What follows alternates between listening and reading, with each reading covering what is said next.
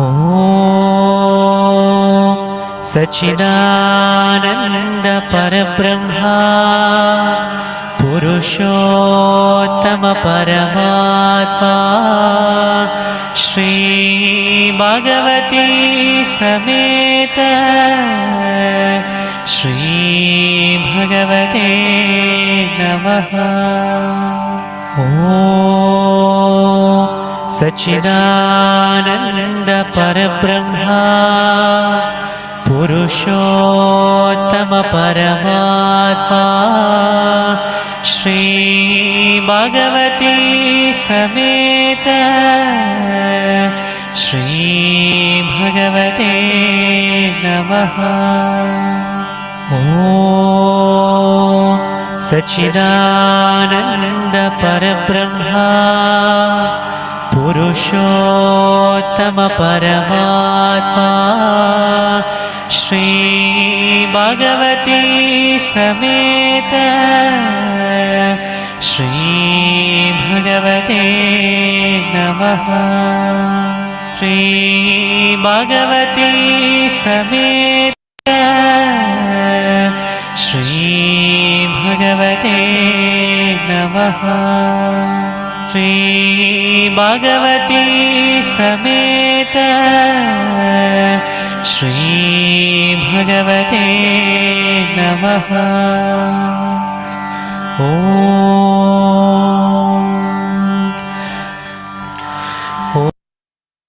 जय बोलो अनुग्रह प्रदात श्री रामा भगवान की जय। सभी भक्तों को नमस्ते। श्री भगवान के मुक्ति मोक्षा क्लास के अनुवाद में आप सभी का बहुत बहुत हार्दिक स्वागत है। तो 2 दिन पहले हम सभी ने श्री भगवान के दर्शन में भाग लेते हुए श्री भगवान के दिव्य ज्ञान और अनुग्रह को प्राप्त किया है। तो चलिए हम देखते हैं कि भगवान हमको क्या क्या उस दिन सिखाए हैं। तो जैसे दर्शन शुरू हुआ तो शुरुआत में 2 परिवारों ने धर्मा में अपनी यात्रा के बारे में, अपने अनुभवों को बारे में शेयर करते हुए अपनी कृतज्ञता मां भगवान को व्यक्त की। और उसके बाद फिर प्रश्न उत्तर हुए थे, जहां पर भक्तों के कुछ प्रश्न श्री भगवान से पूछे गए थे। तो सबसे पहला प्रश्न ये था कि भगवान,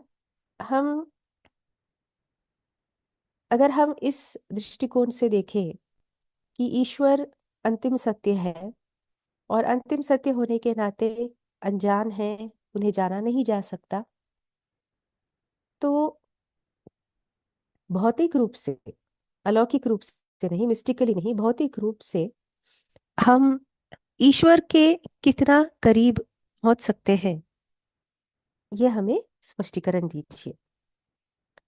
तो इस प्रश्न के लिए श्री भगवान ने इस प्रकार से उत्तर दिया। भगवान ने कहा, ईश्वर को अगर आप अंतिम सत्य के रूप में देखेंगे तो फिर भगवान मतलब ईश्वर जो है वो अनजान है, उन्हें जाना नहीं जा सकता। ईश्वर को देखने के लिए अलग अलग स्तरों से आप देख सकते हैं। अंतिम स्तर पर देखेंगे तो अनजान है, जाना नहीं जा सकता। फिर और एक स्तर से देखेंगे तो ऑल दैट इज, यानी जो कुछ भी है।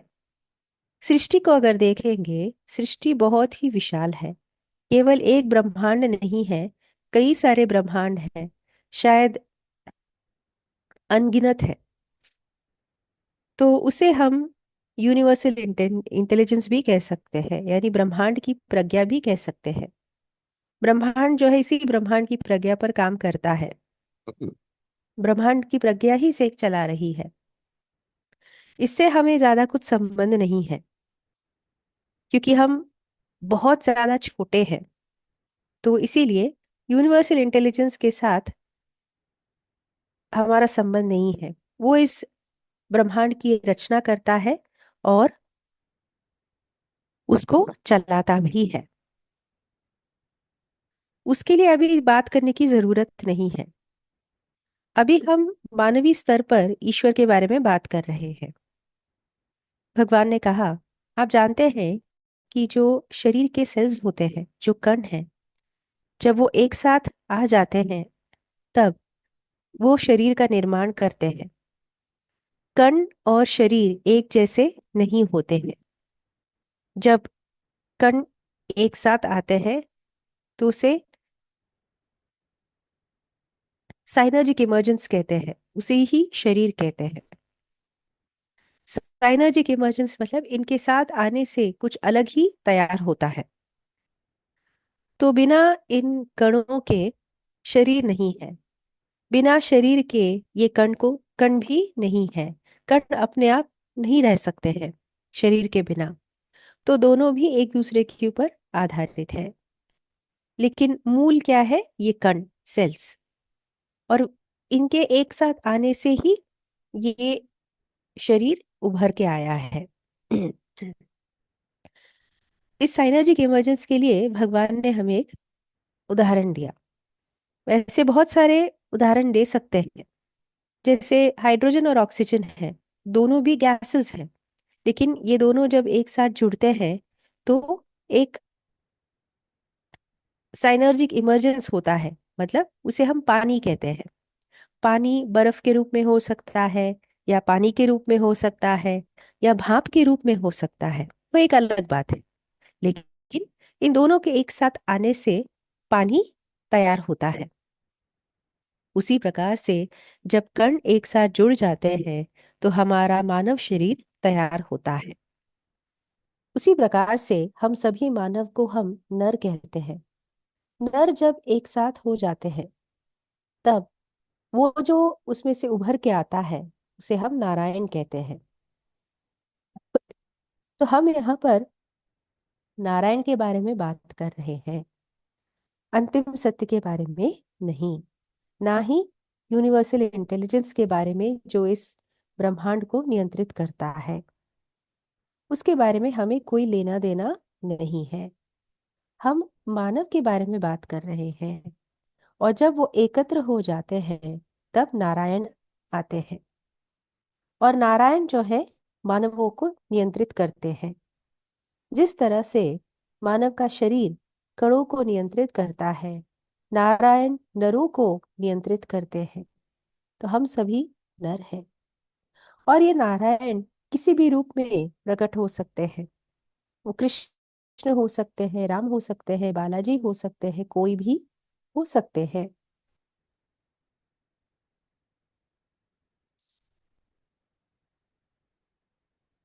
तो आप किसी भी ईश्वर को अगर मानते हैं, वही नारायण बन के आपके लिए प्रकट होते हैं। तो अभी 1989 में जब फिनोमेनन शुरू हुआ था तो बच्चों के द्वारा महावाक्य आए थे। महावाक्य जो है परम ज्योति ने उस समय पर गोल्डन बॉल के रूप में दिए थे। गोल्डन बॉल का जो रूप है और परम ज्योति का जो रूप है जो अभी हम देखते हैं, उसमें थोड़ा सा फर्क है।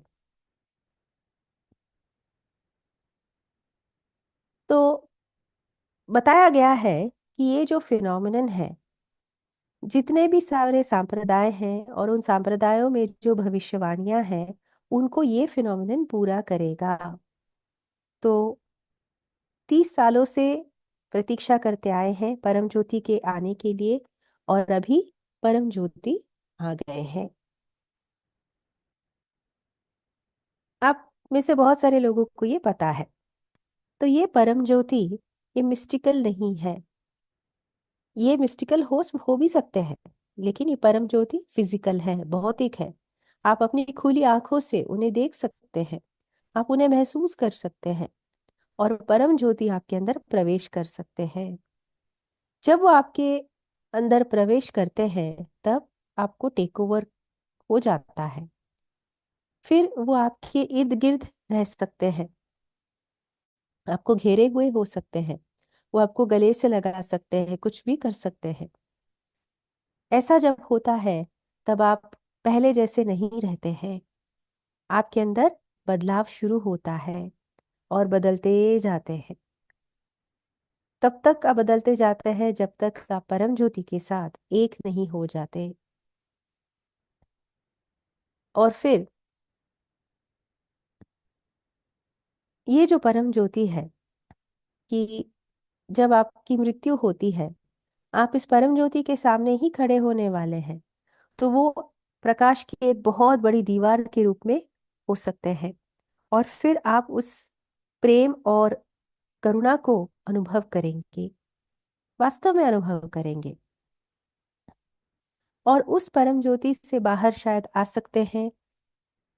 अगर आप एक कृष्ण भक्त हैं तो कृष्ण भगवान आएंगे, अगर आप विष्णु के भक्त हैं तो विष्णु भगवान आएंगे, शिव भक्त हैं तो शिव भगवान बाहर आएंगे, अगर आप क्राइस्ट के भक्त हैं तो क्राइस्ट बाहर आएंगे, अगर आप बौद्ध हैं तो, और अगर आपको बुद्धा से प्रेम है तो बुद्धा बाहर आएंगे।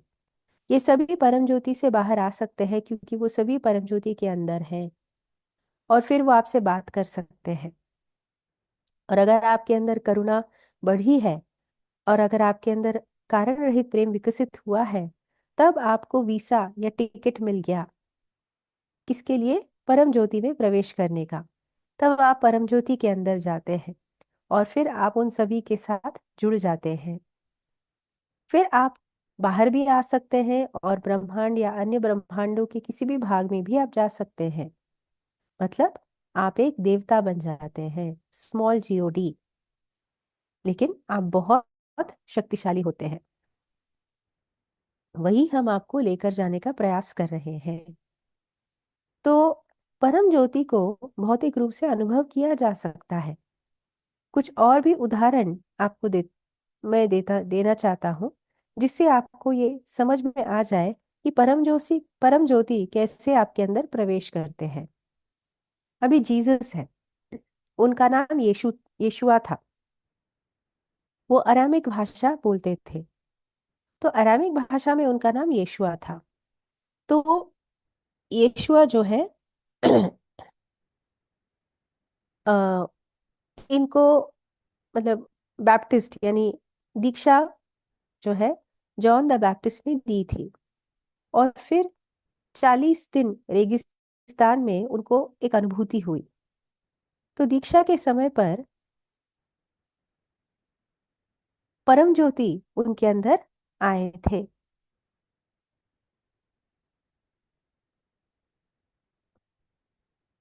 और फिर धीरे धीरे क्या हुआ, परम ज्योति और यीशुआ वो एक हो गए। और फिर उनको इस नाम से बुलाया गया, जीसस द क्राइस्ट। फिर वो बन गए जीसस क्राइस्ट। लेकिन उनको बुलाया जाता था जीसस द क्राइस्ट क्योंकि क्राइस्ट ने जीसस को तैयार किया और उनका महाचैतन्य उनके अंदर प्रवेश कर गया। इसीलिए जीसस द क्राइस्ट कहा जाता है। तो ऐसे कई सारे महान चैतन्य हैं। उसमें से बुद्धा का एक चैतन्य है। अभी आप सभी जानते हैं कि बुद्धा को गौतम करके बुलाते थे। तो गौतम के अंदर परम ज्योति ने प्रवेश किया। तो बौद्ध अगर आप शास्त्र देखेंगे तो उसमें इस ज्योति के बारे में बताया गया है जो उनकी आंखों के सामने खड़ी थी। और ये कब था? उनकी मुक्ति के 3 दिन पहले। लोग उसके ऊपर उतना ध्यान नहीं देते हैं। और फिर क्या होता है, वो ज्योति उनके अंदर प्रवेश कर जाती है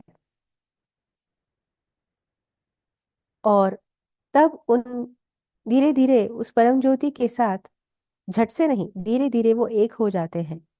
तब वो बन जाता है Gautama the Buddha, Jesus the Christ, Gautama the Buddha. थोड़ा और आधुनिक काल में जाएंगे तो ऐसे कई सारे उदाहरण हम दे सकते हैं। जैसे अभी रमन महर्षि हैं, उनका नाम था वेंकटरामन। वो एक स्कूल जाने वाले लड़के थे और उतना कुछ विशेष रूप से आध्यात्मिक नहीं थे। नॉर्मल स्कूल जाने लड़के हैं। घर आते हैं तब उनको मृत्यु जैसा अनुभव आता है क्योंकि परम ज्योति उनके अंदर प्रवेश करते हैं। तो परम ज्योति आपके अंदर प्रवेश करते हैं, लेकिन इस परम ज्योति के अंदर सभी महान चैतन्य हैं। तो वो सक्रिय हो जाते हैं। जीसस क्राइस्ट के मामले में क्राइस्ट चैतन्य सक्रिय हो गया, गौतम के लिए बौद्ध चैतन्य सक्रिय हो गया। अब यहाँ पर तिरुवन्नामलई का जो पर्वत है उसके अंदर एक शिवयोगी रहते हैं, बहुत महान शिवयोगी हैं। तो वेंकटरामन के अंदर इनका चैतन्य जो है सक्रिय हो गया। तो जब परम ज्योति ने प्रवेश किया तो ये शिवयोगी उनके अंदर आ गए। तो इसीलिए आप देखेंगे कि रमन महर्षि वो बहुत उच्च तरह से उनको मुक्ति मिली, और वो एक योगी भी है क्योंकि शिवयोगी ऐसे थे। अभी ऐसा भी है, मतलब वो एक वैरागी थे बेसिकली, क्योंकि शिवयोगी वैरागी थे। अभी ऐसे भी है कि महान जीवन मुक्त लोग राजा भी हुए हैं, जरूरी नहीं कि सभी लोग वैरागी ही होना है। लेकिन रमन महर्षि ऐसे थे क्योंकि उनके अंदर शिवयोगी का चैतन्य सक्रिय हो गया और फिर वो बन गए रमन महर्षि। इसीलिए सभी लोग जाने से पहले भले ही अ, वो उस चैतन्य के साथ जुड़े हुए होते हैं, उनमें और उनके अंदर प्रवेश किए हुए चैतन्य में थोड़ा सा फर्क होता है। और जब वो इस शरीर का त्याग करते हैं तब वो अपने साथ इस चैतन्य को भी लेकर जाते हैं। तो जब रमन महर्षि चल बसे, शिव योगी वापस तिरुवन्नमलई पर्वत चले गए। वो बहुत ऊंचाई तक गए और फिर पर्वत के अंदर वो नीचे चले गए। भले ही वो तिरुवन्नमलई में घटना हुई हो, लेकिन चेन्नई में उनके भक्तों ने देखा कि कैसे वो ज्योत ऊपर जा रही है और फिर पर्वत में नीचे जा रही है। तो शिवयोगी वहां वापस चले गए और उनके साथ वो वेंकटरामन का छोटा सा चैतन्य भी लेकर गए। तो उसमें वो एक हो गए। तो अभी शायद आपको समझ में आया होगा। ऐसे हम बहुत सारी बातें बोल सकते हैं। तो हमारा प्रयास क्या है कि आपके अंदर परम ज्योति को लाना है धीरे धीरे, और फिर उसको और शक्तिशाली बनाते जाना है, और फिर आपको उस परम ज्योति के साथ एक कर देना है। और जब ये हो जाएगा तब आप बहुत सारी शक्तियों को प्राप्त करेंगे, और उसमें हीलिंग की स्थिति होगी, परिवर्तन लाने की स्थिति होगी, बहुत सारी चीजें होंगी। उसके बारे में बात करने की आवश्यकता नहीं है। तो जैसे जैसे परम ज्योति के साथ एक होते जाएंगे, आप आध्यात्मिक रूप से और शक्तिशाली होते जाएंगे। आपका चैतन्य स्तर और बढ़ता जाएगा, आज जितना है उससे कहीं ज्यादा अधिक बढ़ जाएगा। अभी आप सोचिए, अगर इस तरह से 81,000 लोग तैयार हो जाए तो हम आराम से मानव जाति को बदल सकते हैं। सोचिए, 81,000 अगर रमन महर्षि हो तो क्या शक्ति होगी, या 81,000 क्राइस्ट होंगे तो क्या शक्ति होगी, 81,000 बुद्धा होंगे तो क्या शक्ति होगी। इस तरह की शक्ति निर्माण होगी। तो इसीलिए हम आशा करते हैं कि आप समय के साथ वैसे बन जाएंगे। तो इसीलिए आपको ये समझना है कि जो आज की प्रोसेस है, मतलब जो मुक्ति मोक्षा क्लास के बाद जो प्रोसेस होता है उसमें अम्मा भगवान आपके अंदर प्रेम भरेंगे। क्षमा हो गया, शांति हो गया। तो उस दिन का संकल्प प्रेम था। तो एक एक कदम हम आगे बढ़ रहे हैं, धीरे से जा रहे हैं। तो ये सभी चीजें आपके अंदर आएंगी, बाद में बड़े रूप से आएंगी जब आप तैयार हो जाएंगे। तो एक एक हम ये करते जाएंगे। तो जीवन में सबसे महान चीज क्या है? परम ज्योति के साथ एक हो जाना। और अगर ये सच में हो जाता है तो आप किसी एक महान चैतन्य के साथ आप एक हो जाते हैं। तो इसी परम ज्योति को हम कल्कि के रूप में देख रहे हैं। क्रिश्चियन लोगों के लिए जब क्राइस्ट दूसरी बार आते हैं तो उसे सेकेंड कमिंग ऑफ क्राइस्ट कहते हैं। बौद्ध लोगों में मैत्रेय करके बोलते हैं। मुस्लिम लोगों में इमाम मेहदी करके बोलते हैं। तो सभी अलग अलग संप्रदाय हैं। तो जो क्रिश्चियन लोग हैं उन्हें क्राइस्ट चैतन्य मिलेगा, बौद्ध लोगों को मैत्रेय का चैतन्य मिलेगा, और आप लोगों को देखेंगे तो कल की चैतन्य मिलेगा। या अगर आप कृष्ण भक्त हैं तो कृष्ण चैतन्य मिलेगा, शिव भक्त है तो शिव चैतन्य मिलेगा। तो अलग अलग चैतन्य आएंगे और इस तरह से थोड़ा सा फर्क भी रहेगा। अभी मान लीजिए कि रमन महर्षि का चैतन्य शक्तिशाली रूप से अगर आपको मिलता है, तब आप लंगड़ाते हुए चलेंगे, क्योंकि रमन महर्षि भी लंगड़ाते हुए चलते थे। क्योंकि एक बार शायद कोई किसी ने डंडे से उनको मारा था, उनका पैर टूट गया था, इसलिए थोड़ा सा लंगड़ा के चलते थे। तो अगर वो चैतन्य आएगा तो आप भी ऐसे चलेंगे। अभी कल की जो है अलग है। ज्यादातर लोगों के लिए आप जो है आपके लिए कल की होंगे, लेकिन अगर आपका कोई एक विशेष संप्रदाय है या एक विश्वास है तो फिर वो चैतन्य आएगा। ऐसा नहीं है कि सबको कल की ही आना है। कल की आने की संभावना बहुत ज्यादा है। लेकिन अगर आप एक महान कृष्ण भक्त हैं तो कृष्ण आएंगे। अगर आप एक महान मुर्गा के भक्त हैं, कार्तिकेय के भक्त हैं, तो वो आएंगे। अगर आप एक महान शिव भक्त हैं तो शिव जी का चैतन्य आएगा। तो अलग अलग लोगों के लिए अलग अलग प्रकार से होगा।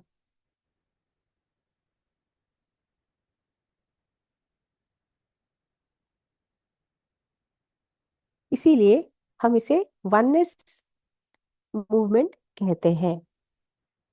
और फिर जब आपके अंदर ये चैतन्य आ जाता है, तब स्वर्ण युग का आरंभ होता है।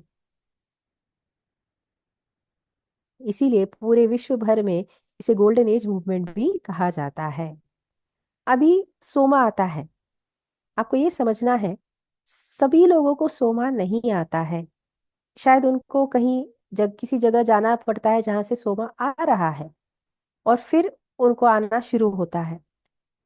और हो सकता है कि घर में उनको मिल जाए। कुछ घरों में सोमा आता नहीं है, कुछ जिला में सोमा नहीं आता है, कुछ देशों में सोमा नहीं आता है। आपको ये नहीं सोचना है हर किसी को सभी घरों में सोमा आता है, नहीं, ज्यादातर लोगों को आता है।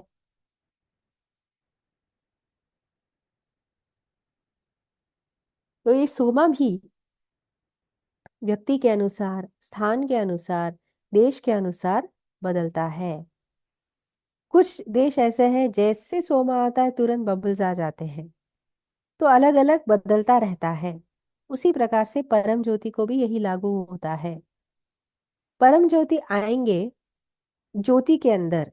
और 150 साल पहले रामलिंग स्वामी ने भविष्यवाणी की थी कि परम ज्योति दिए के अंदर, ज्योत के अंदर आएंगे।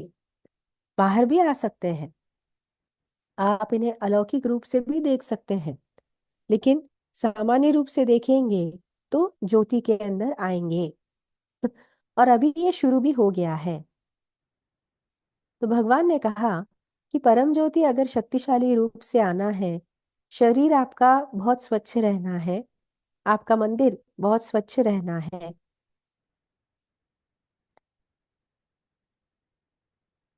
एक अच्छी खुशबू, एक अच्छी सुगंध होनी चाहिए, कपूर की या अगरबत्ती की, ये सब चीजें होना है। और वहां पर ऐसे ही आप दिए के सामने नहीं बैठना है, आपको वो अनुमति नहीं है। आपको एक पर्दा रखना है जो आपकी छाती तक रहे, और फिर उसके ऊपर से आपका सिर रहे। मतलब वो पर्दा आपकी छाती तक आपको ढकना है, और वहां से आप देखना है। पूरी तरह से आप ज्योति के सामने बैठकर नहीं देख सकते। वो सब क्यों, क्या कारण, वो आज का विषय नहीं है। तो उस तरह से देखना है आप। जान लीजिए आप डायरेक्ट ईश्वर के सामने आ रहे हैं। तो इसीलिए आप अपनी मनमर्जी नहीं रह सकते हैं। आप शरीर का केवल एक छोटा कण है और आप पूरे शरीर से बात कर रहे हैं। कण कितना छोटा है। तो आप भी परम ज्योति के सामने बैठ रहे हैं और आप बात कर रहे हैं। तो वैसे एक्चुअली आपको बैठना है और फिर आप स्तुति करना है। जब तक आप स्तुति नहीं करेंगे परम ज्योति बड़े रूप में नहीं आएंगे। आप मनुष्यों की कैसी प्रशंसा करते हैं वैसे आप स्तुति करना है। और स्तुति करने से पहले आप मन में सोच सकते हैं मुझे ये चाहिए, मुझे वो चाहिए। आप मांग भी सकते हैं। तो आज की प्रक्रिया में आपको प्रेम मिलेगा और परम ज्योति आपके अंदर आएंगे। वो आपके अंदर आ सकते हैं, वो आपको पूरा घेरे हुए रह सकते हैं, आपको आपके अपने अंदर ले सकते हैं, आपको गले से लगा सकते हैं। कुछ भी हो सकता है। वो व्यक्ति के ऊपर, घर के ऊपर, उस एरिया के ऊपर डिपेंड करता है। अलग अलग जगह पर अलग अलग प्रकार से होगा। मतलब अलग अलग घरों में ऊर्जाएं अलग अलग रहती हैं। अलग जिलाओं में, अलग स्थानों पर, अलग देशों में। तो उसके आधार पर परम ज्योति आएंगे। तो ये आपको ध्यान में रखना है। अगर आप हिंदू हैं तो मोस्टली आपको कल की आएंगे। लेकिन और किसी ईश्वर के स्वरूप का अगर आप आराधना करते आए हैं तो वो रूप धारण करके वो चैतन्य उन गुणों के साथ आएंगे। तो ये आपके ऊपर निर्भर करता है। तो इस तरह से बहुत ही डिटेल में भगवान ने इस पहले प्रश्न का उत्तर दिया। जय बोला अनुग्रह प्रदात श्री अम्मा भगवान की जय। अगला प्रश्न ये था कि भगवान, मानव की समस्याओं के प्रति धर्मा का अप्रोच क्या है? धर्मा किस अ, मार्ग को अपनाता है? भगवान ने कहा, हमारा मुख्य उद्देश्य है आपके अंदर परम ज्योति को लाना, आपको एक देवता बनाना। ये एक तरफ है। लेकिन संसारिक दृष्टिकोण से देखेंगे तो आपके मानवीय समस्याएं जो हैं, आरोग्य है, ऐश्वर्य है, नौकरी है, बच्चों की शिक्षा है, उनकी शादी, रिश्ते नाते, इन सभी चीजों के बारे में हमको चिंता है। ये सब चीजों को संभालेंगे तभी परम के ऊपर ध्यान दे सकते हैं। तो कैसे करते हैं? 7 कोशास के माध्यम से आपको हम स्टडी करते हैं। अलग अलग रूप प्रकार से, अलग अलग तरीकों से, अलग अलग प्रक्रियाएं होती हैं। ज्यादातर हम ये 7 कोशा का मार्ग अपनाते हैं। एक एक कोशा को हम देखते हैं। नॉर्मल हिंदू संप्रदाय में 6 कोशास के बारे में बात करते हैं, यहाँ पर 7 है। सॉरी। तो पहले कोशा में हम आपके शरीर को विश्लेषण करते हैं।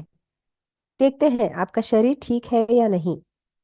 तो डीएनए होता है, डीएनए कैसा है।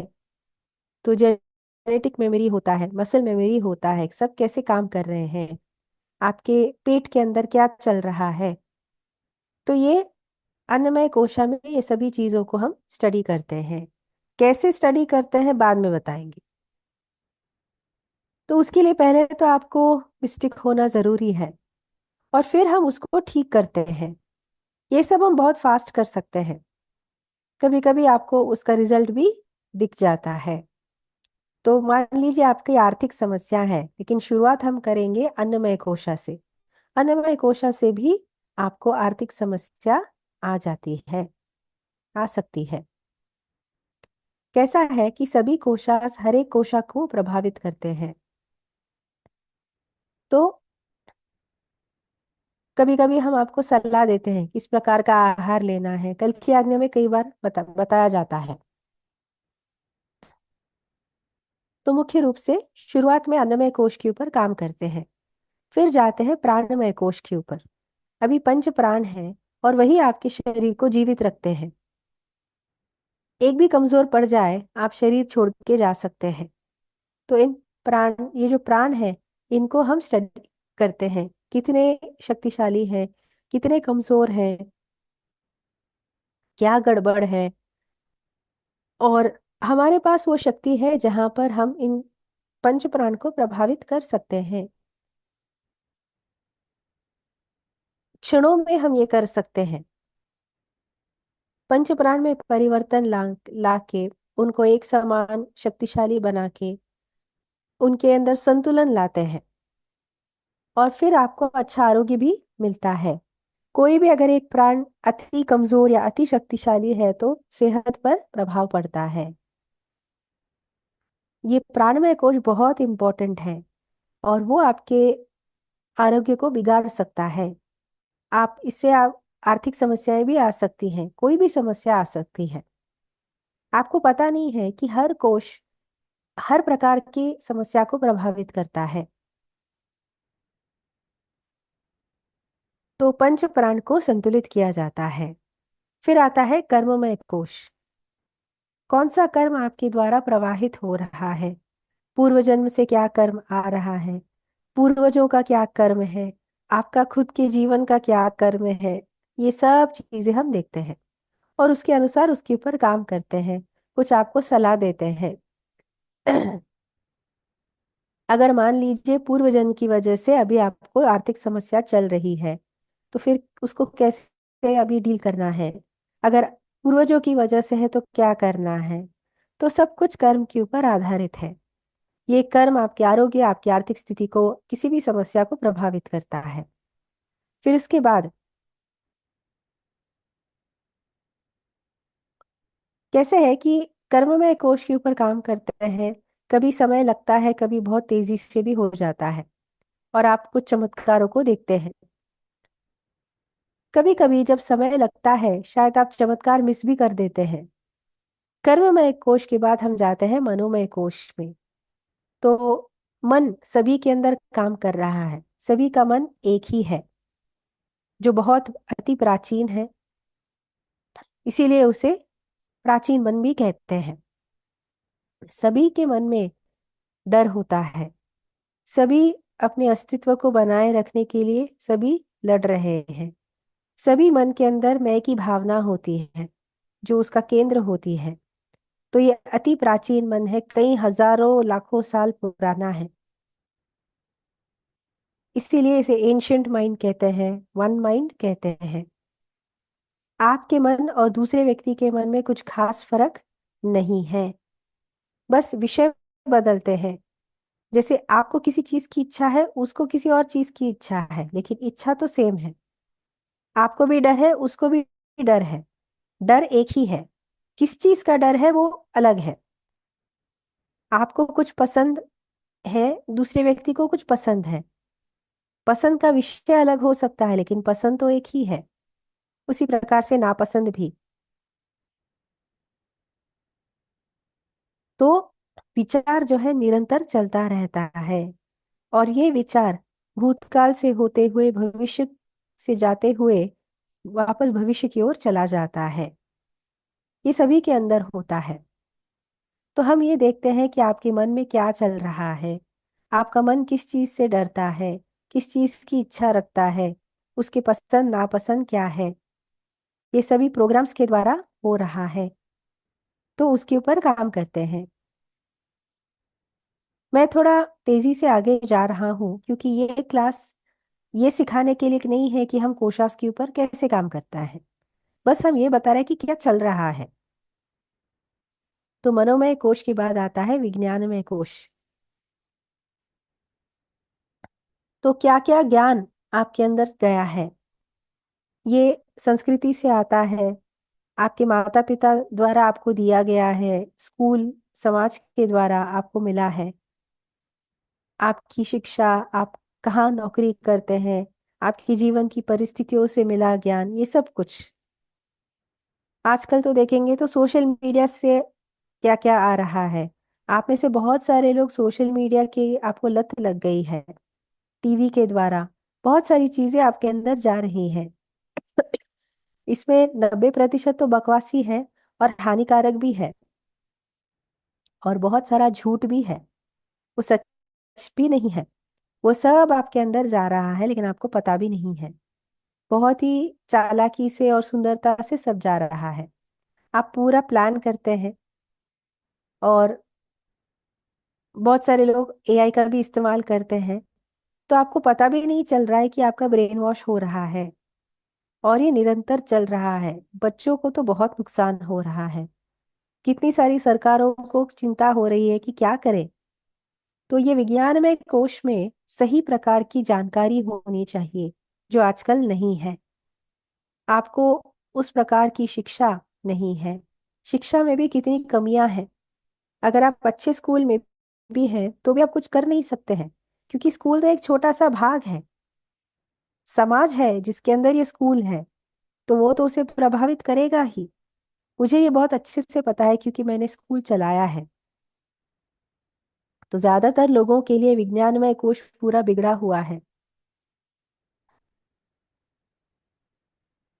आरोग्य के बारे में, ऐश्वर्य के बारे में, रिश्तों के बारे में बहुत सारा गलत ज्ञान जो है आपके अंदर भरा पड़ा है।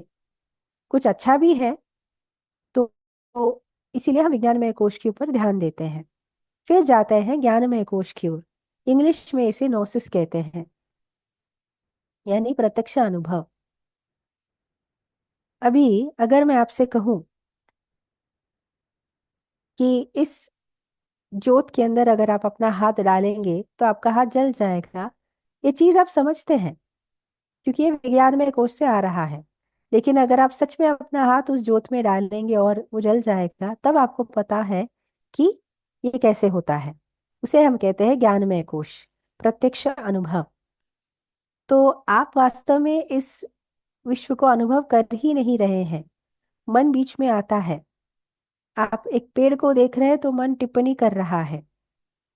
तो एक हद तक हर व्यक्ति को कोई ना कोई प्रत्यक्ष अनुभव तो मिलना ही चाहिए।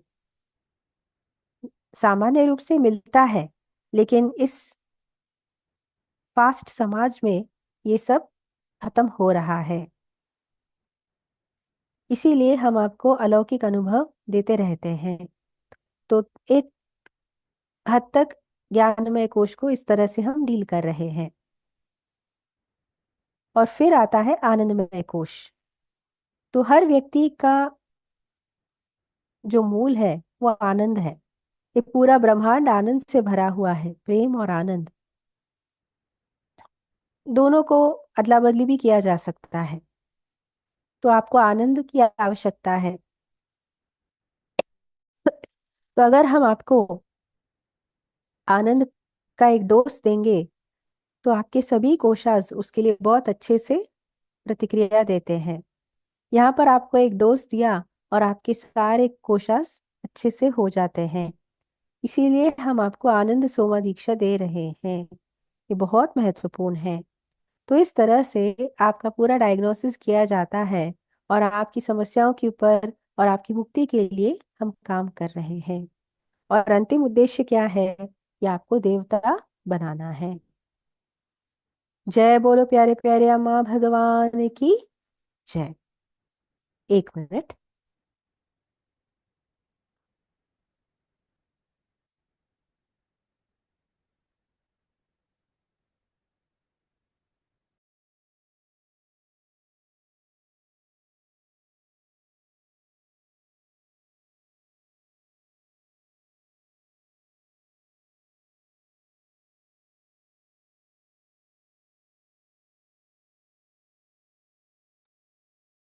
तो अभी हम अगले प्रश्न की ओर बढ़ते हैं। अगला प्रश्न ये था, भगवान, हम समय को कैसे समझना है? कहते हैं कि वो एक भ्रम है। तो जो अलौकिक लोग हैं उन्होंने भविष्यवाणी कैसे की? क्योंकि अलौकिक दुनिया में तो समय का तो कोई अ, अर्थ ही नहीं होता है। तो इस बात को हम कैसे समझे भगवान? भगवान ने कहा कि पूरा ब्रह्मांड ही माया है, भ्रम है। तो सबसे मूल चीजें क्या होती हैं? स्पेस एंड टाइम, जगह और समय, दोनों भी माया ही है, दोनों भी भ्रम ही है। आप जगह और समय को अलग नहीं कर सकते हैं। हमेशा ये दोनों एक साथ ही जाते हैं और दोनों भी भ्रम ही है। न जगह है न समय है, लेकिन आपको ये भ्रम होता है। अगर इन चीजों को निकाल देंगे तो हो गया, खत्म हो गया। अगर आप एक मिस्टिक हैं, आप समय में यात्रा कर सकते हैं। जैसे अभी हजारों साल पहले स्टोन एज मैन था, वहां उस काल में हम जा सकते हैं। आप उस तरह का जीवन बिता सकते हैं। आप भविष्य में भी जा सकते हैं। आप 1000 साल भविष्य में जा सकते हैं और देख सकते हैं कि कैसे रहेगा। और जब आप वापस आएंगे तो थोड़ा आपकी स्मृति के ऊपर परिणाम होगा। जैसे अभी पतंजलि योगा में ऐसे कुछ है, अ, ऐसे कुछ विधि हैं जिससे आप ये सब कुछ कर सकते हैं, जहां पर आप समय में पीछे भी जा सकते हैं, आगे भी जा सकते हैं। तो समय तो केवल एक भ्रम है, वास्तव में उसका कोई अस्तित्व नहीं है, केवल माया के रूप में है। तो अगर ये माया है ना, तो उसे माया रहने दो, अच्छा ही है। आप अच्छे से अपने जीवन को एंजॉय कर सकते हैं। और वैसे भी अगर वो माया है या सत्य है, उससे क्या फर्क पड़ता है? कोई फर्क नहीं पड़ता है। आपके लिए वो सत्य है ना, तो ठीक है, आप उसका आनंद लीजिए। और जब आपको ये समझ में आएगा, जब आपको अनुभव होगा कि ये माया है, तब आप एक अलग प्रकार की आजादी को महसूस करेंगे। उसको भी आप आनंद उसका भी आप आनंद ले सकते हैं। तो ये था इस प्रश्न का उत्तर। फिर अगला प्रश्न ये था कि टीचिंग में भगवान ने कहा है कि प्रोग्रामिंग व्यक्ति की संभावनाओं को सीमित करता है। तो अम्मा भगवान के अनुग्रह और आशीर्वाद से अपने इसी जीवन में हम इस प्रोग्रामिंग से मुक्त हो सकते हैं क्या? और कैसे पता चलेगा कि पूरी तरह से 10 प्रोग्राम से मुक्त हो गए हैं? तो श्री भगवान ने कहा कि हम किसी भी प्रोग्राम को बदल सकते हैं। उसके लिए कुछ विधि है, लेकिन सबसे इम्पोर्टेंट है अनुग्रह। उसके द्वारा हम प्रोग्राम्स बदल सकते हैं।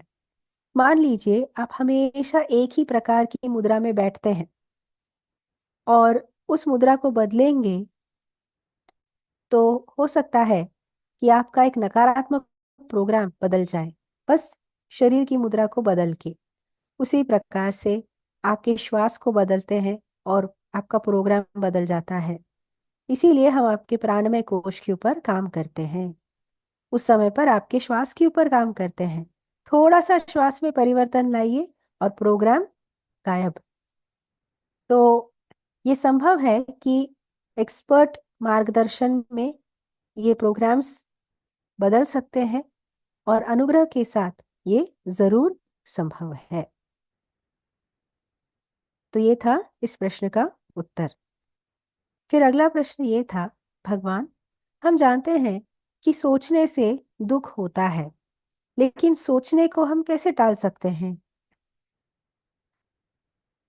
भगवान कह रहे हैं आपको ये नहीं देखना है कि आप क्यों सोच रहे हैं।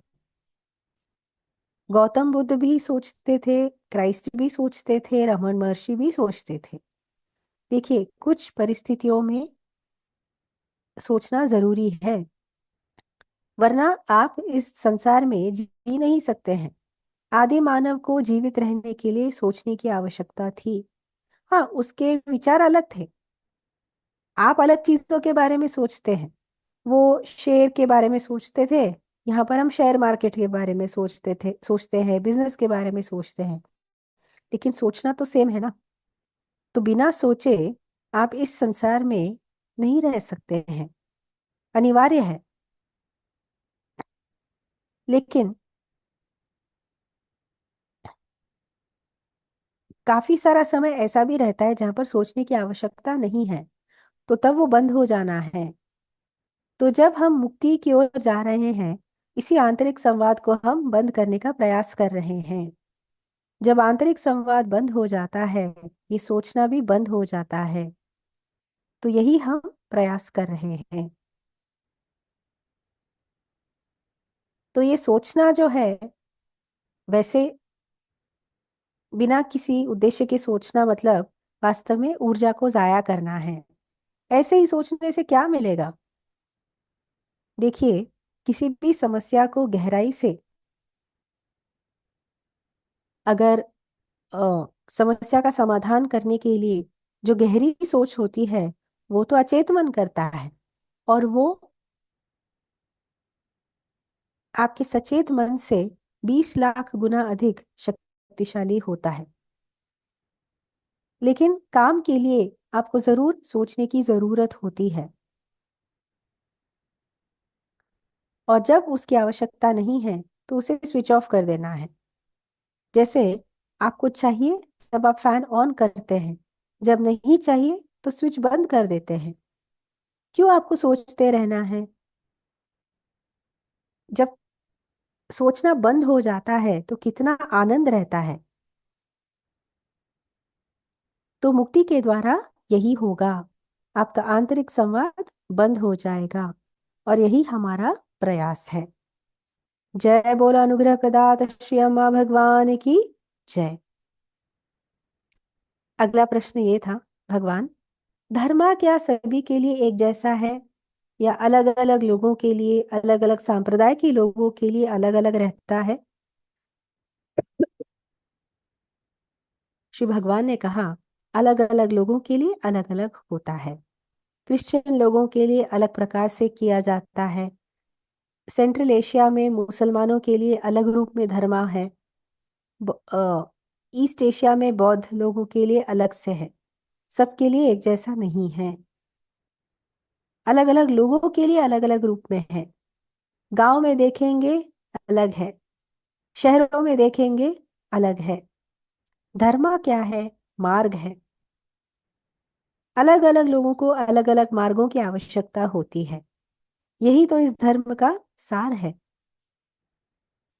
पूरी तरह से आपको आजादी है कि आपको क्या चाहिए, क्या चीज आपको सबसे अच्छे से सूट होती है। आपके प्रोग्राम के ऊपर आधारित, आपके परवरिश के ऊपर आधारित कितनी सारी चीजें आपके अंदर गई हैं। तो सब तो एक समान हो ही नहीं सकते हैं। एक परिवार में भी कितनी सारी चीजें अलग अलग होती हैं। एक समान भी हो सकती है, अलग अलग भी हो सकती है। तो आपको देखना है कि आपको कौन सी चीज सबसे ज्यादा सूट करती है।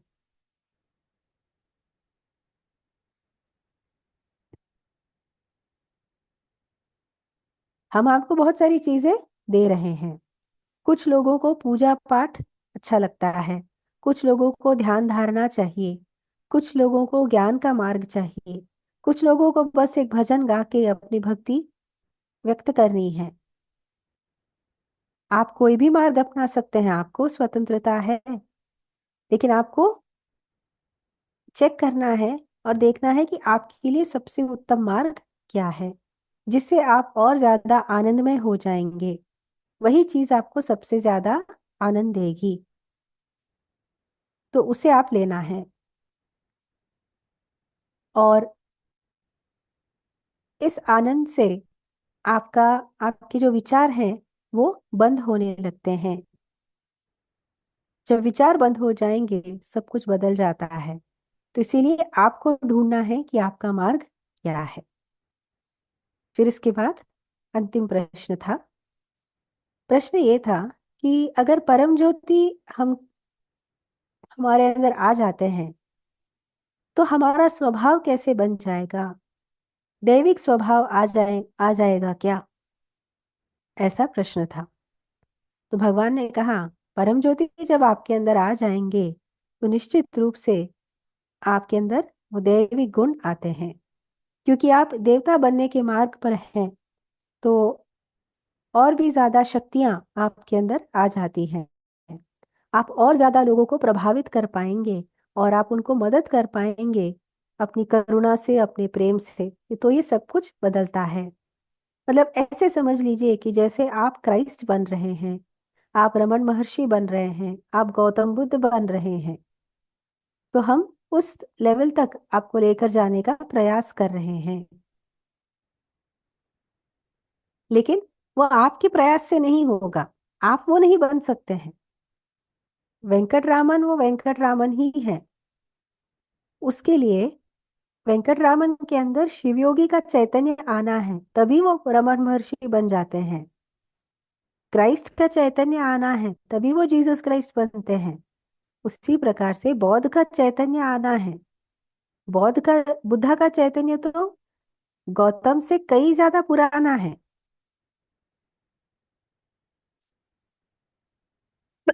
सॉरी। तो वो चैतन्य अंदर आना है। उसी प्रकार से आपके अंदर वो चैतन्य आना है। हम पहले से ही ये बताते आ रहे हैं, लेकिन बहुत सारे लोग पूरी तरह से ये भूल चुके हैं। तो हमारा कार्य है आपके अंदर दैवी चैतन्य को लाना, और उस दैवी चैतन्य के साथ आपको एक कर देना। आप अपने प्रयास से उस स्तर तक नहीं पहुंच सकते हैं, वो बहुत उच्च स्तर है। वो हमको करना है, मतलब अम्मा भगवान को करना है। तो जैसे वो चैतन्य आपके अंदर आएगा, धीरे धीरे आप उसके साथ एक हो जाएंगे, और फिर आप उससे अलग नहीं हो सकते। जैसे गौतम और बुद्ध एक दूसरे से अलग नहीं किए जा सकते, जीसस और क्राइस्ट इनको अलग नहीं किया जा सकता, वेंकटरामन और शिवयोगी इनको एक दूसरे से अलग नहीं किया जा सकता। ऐसे और भी हैं, आपको उनके नाम पता नहीं होंगे। मतलब क्या है कि उस चैतन्य को आपसे अलग नहीं किया जा सकता। जैसे वो चिपक जाता है आपके साथ, इसको भी थोड़ा समय लगता है। तो इस तरह से हम आपके लिए ये सब कुछ कर रहे हैं। एक बार परम ज्योति आकर पूरी तरह से आपके अंदर भर जाएंगे और आप उससे एक हो जाएंगे, तो आप भी दैविक बनने लगते हैं। यही तो हम करने का प्रयास कर रहे हैं। और हम 81,000 लोगों के ऊपर हमारा ध्यान है कि जो बाद में जाकर बाकी मानव जाति को मदद करेंगे, क्योंकि वास्तव में हम सभी एक ही हैं। तो ऐसे हम करने का प्रयास कर रहे हैं। तो आपको प्रक्रिया के ऊपर ध्यान देना है। जब आप परम ज्योति को देख रहे हैं, आप साक्षात ईश्वर, जो मानवी ईश्वर है, जिसके अंदर सभी देवता बसे हुए हैं, सभी का चैतन्य बसा हुआ है, उस परम ज्योति के सामने आप आ रहे हैं। इसीलिए हम कहते हैं सर्वदेव परम ज्योति। और परम ज्योति में से जो ईश्वर आपके अंदर आएंगे, उसमें से एक ही है। तो आज की प्रक्रिया में आपको वो प्रेम देना है, क्योंकि आपके अंदर वो प्रेम है ही नहीं। आपके पास शर्तों वाला प्रेम है। बिना शर्त का या कारण रहित प्रेम आपके अंदर नहीं है। जो है उसके लिए कारण है। अगर कोई मदद करता है तो प्रेम है। अगर कोई किसी स्थान पर है तो प्रेम है। तो ये कारण रहित प्रेम आपके अंदर होना है, क्योंकि परम ज्योति में प्रवेश करने के लिए यही टिकट है, वरना आप दूसरे लोकास में चले जाएंगे। तो प्रेम का टिकट आपके पास होना चाहिए, या करुणा का टिकट आपके पास होना चाहिए। और हिंदू होने के नाते आपको ये समझना है कि जो परम ज्योति आप देख रहे हैं वही कल की है। तो इस चीज को मन में रखते हुए आपको प्रक्रिया में भाग लेना है। तो परम ज्योति आपके अंदर और शक्तिशाली होते जाएंगे। तो अब से ये पूरी यात्रा क्या है कि परम ज्योति आपके अंदर और शक्तिशाली बनते जाना है। और जब ये होगा, तब ये जो सारे सांसारिक समस्याएं हैं वो अपने आप ही सुलझ जाएंगी। आप ही सोचिए, परम ज्योति अगर आपके अंदर है तो और क्या चाहिए। तो सारी समस्याओं का हल जरूर हो जाता है।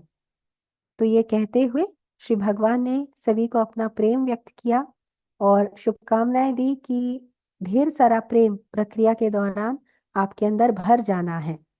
और इस तरह से भगवान ने सभी को प्रेम व्यक्त करते हुए अपना आशीर्वाद प्रदान किया। जय बोलो ज्ञान प्रदाता श्यामा भगवान की जय। तो इस पूरे क्लास में मुख्य रूप से भगवान ने किस चीज के ऊपर जोर दिया है, वो ये है कि इस धर्म में अम्मा भगवान का यही मुख्य संकल्प है कि हमारे अंदर परम ज्योति आना है, वो उच्च दैवी चैतन्य आना है, तभी हमारे अंदर वो परिवर्तन होगा। तो इसीलिए जो भी सारे प्रोग्राम्स हो रहे हैं, जो भी सारी प्रक्रियाएं होती हैं, चाहे वो आपके कॉन्फ्रेंसेस हो, सोमा दीक्षा है, घर में आप लोग सोमा लेते हैं, प्रार्थना करते हैं व्यक्तिगत रूप से, और जो विशेष प्रक्रियाएं धर्मा में होती हैं, भगवान का मुक्ति मोक्षा क्लास और उसके बाद होने वाली प्रक्रिया है, जब आप हवन के लिए आते हैं और हवन के समय पर जो विशेष दीक्षाएं आपको सत्यलोक में मिलती हैं, ये सभी चीजों का एक ही उद्देश्य है कि हमारे अंदर वो परम ज्योति आना है। क्यों आना है, ये पूरी तरह से अभी आप समझ गए होंगे। तो इसीलिए आप सभी लोग धर्मा में पूरी तरह से कनेक्टेड रहना है। जो भी प्रोग्राम्स हैं, दीक्षास है, मैक्सिमम जितना आप भाग ले सकते हैं भाग लीजिए, मिस मत कीजिए। हाँ, कभी कभी होता है कि आप कुछ काम में अटक जाते हैं, कुछ व्यक्तिगत परिस्थितियां भी आती हैं जहां पर नहीं कर पाते हैं, एक आध दूसरा मिस हो जाता है, लेकिन ज्यादातर आपका प्रयास यही होना चाहिए कि कोई भी प्रोग्राम मिस ना हो। तो अम्मा भगवान ने अभी अनुग्रह को और भी ज्यादा बढ़ा दिया है। रविवार की प्रोसेस में भी आपने इसे अनुभव किया होगा। आपके जो अनुभव हैं आप हमें जरूर भेजिए अपने अपने दासास को, आपको इस प्रक्रिया में क्या क्या अनुभव हुए, और इसी तरह से जुड़े रहिए कॉन्फ्रेंसेस में भी, और पूरे उत्साह के साथ आगे बढ़ना है। आपका व्यक्तिगत विकास भी होना है, और साथ ही आप लोगों को भी मदद करना है, सेवा भी करना है। क्या सेवा करना है, कैसे सेवा करना है, आपके दासास के द्वारा आपको मार्गदर्शन मिलता जाएगा। सो जय बोलो प्यारे प्यारे अम्मा भगवान की जय। तो इसी के साथ आज का हमारा ये ट्रांसलेशन क्लास यहीं पर संपन्न होता है। फिर मिलेंगे। नमस्ते। अम्मा भगवान शरणम।